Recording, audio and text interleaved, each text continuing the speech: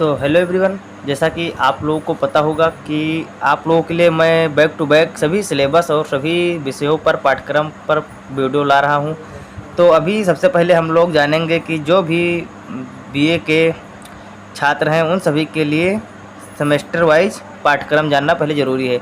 सबसे पहले आप लोगों को अपना सिलेबस जान लेना है, पाठ्यक्रम। उसके बाद आप लोग को यूनिट बाय यूनिट आप लोगों को पढ़ाते चले जाएंगे।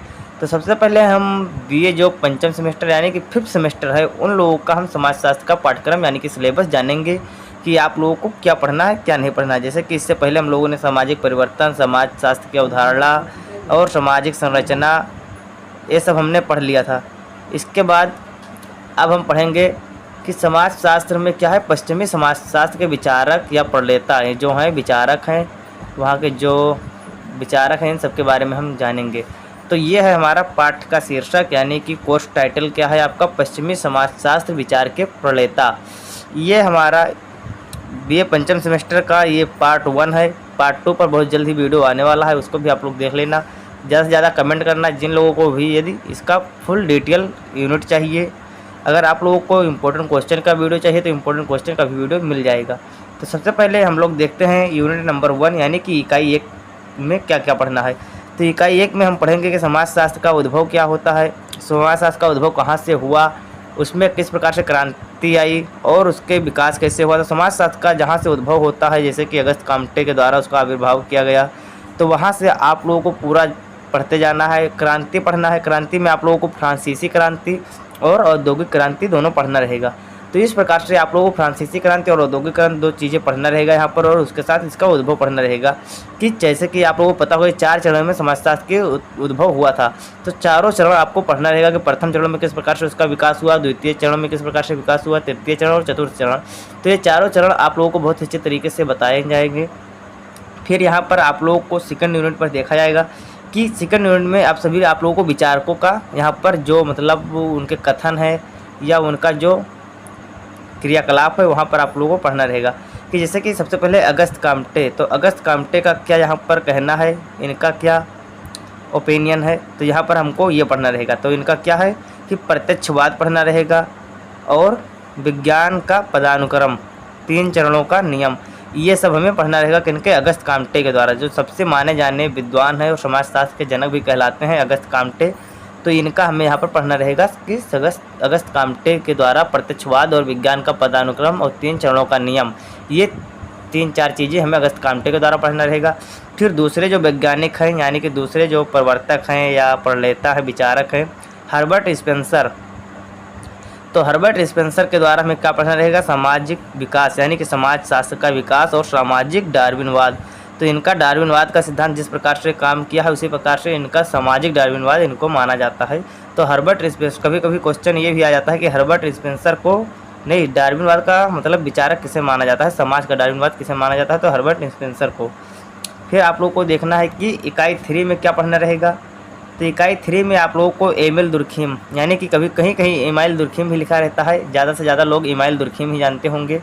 तो इमाइल दुर्खीम को हमें पढ़ना रहेगा। इसमें क्या पढ़ना है, सामाजिक तत्व पढ़ना है, यांत्रिक एकजुटता पढ़नी है और जैविक एकजुटता, यानी कि यांत्रिक और जैविक दोनों एकजुटता यहाँ पर पढ़नी है और उनके तत्व पढ़ने हैं। तो इमाइल दुर्खीम का सामाजिक तत्व जिस पर उन्होंने बहुत ज़्यादा गहन अध्ययन किया था उसका भी पढ़ना है, यांत्रिक एकजुटता पढ़ना है और जैविक एकजुटता पढ़ना है। इसके बाद आप लोगों को देखना है कि इकाई नंबर 4 यानी कि यूनिट नंबर 4 में आपको क्या पढ़ना रहेगा। तो यूनिट नंबर 4 में आपको पढ़ना रहेगा विल्फ्रेडो पेरेटो, इनका क्रिया तार्किक पढ़ना है और गैर तार्किक क्रिया। एक क्रिया तार्किक है और गैर तार्किक क्रिया, ये 2 चीज़ें इनका बहुत ही महत्वपूर्ण योगदान था, इसको आप लोगों को पढ़ना है। अवशेष और व्युत्पन्न, ये दोनों आप लोगों को यहाँ पर पढ़ना रहेगा। किसका, तो विल्फ्रेडो पेरेटो का। इनका ही बहुत अच्छा एक क्रिया तार्किक और गैर तार्किक वाला सिलेबस है, पाठ्यक्रम है या यूनिट है, इसको आप लोग बहुत अच्छे से पढ़ लेना है, बहुत ही ज़्यादा पूछा जाता है। फिर इसी के साथ आप लोगों को देखना है यूनिट नंबर 5 में कार्ल मार्क्स, यानी कि इनका तो आप लोगों को बहुत ही ज़्यादा देखने को मिल सकता है। कार्ल मार्क्स यानी कि आप लोगों को पता होगा, जैसे आप लोगों ने पढ़ा होगा कि मार्क्सवादी सिद्धांत, तो मार्क्सवादी सिद्धांत में आप लोगों को कार्ल मार्क्स पढ़ा होगा।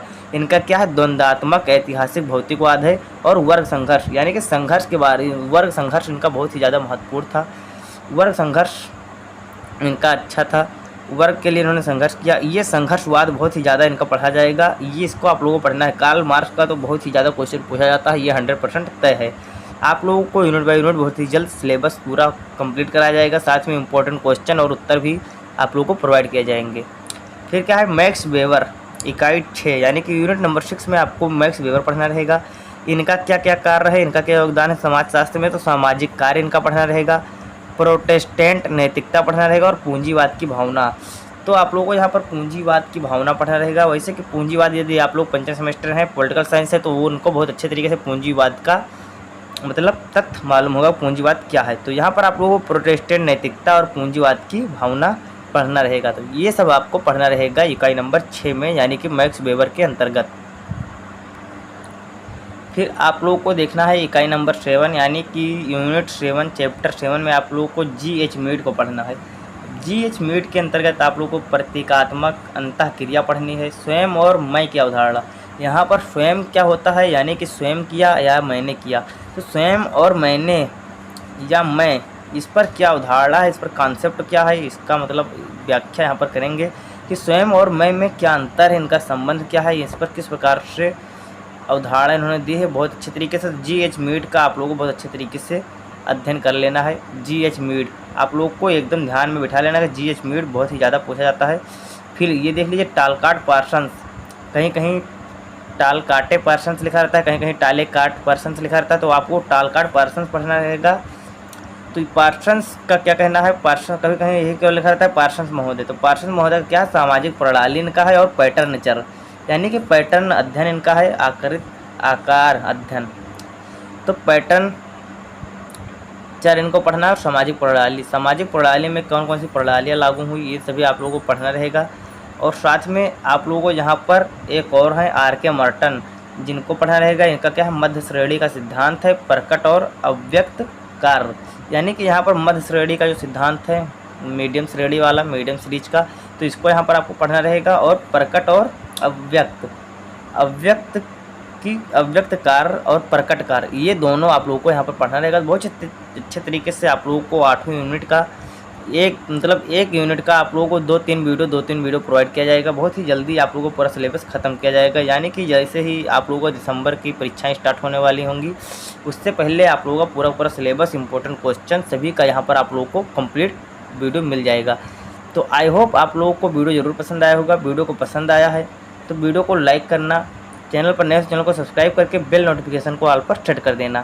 साथ में यदि आप लोगों को PDF चाहिए तो टेलीग्राम चैनल या आप लोग व्हाट्सएप ग्रुप को ज्वाइन कर सकते हैं, वहाँ पर आप लोगों को डे बाय डे आप लोगों को PDF प्रोवाइड किया जाता है। चलिए मिलते हैं नेक्स्ट वीडियो में, तब तक के लिए जय हिंद जय भारत।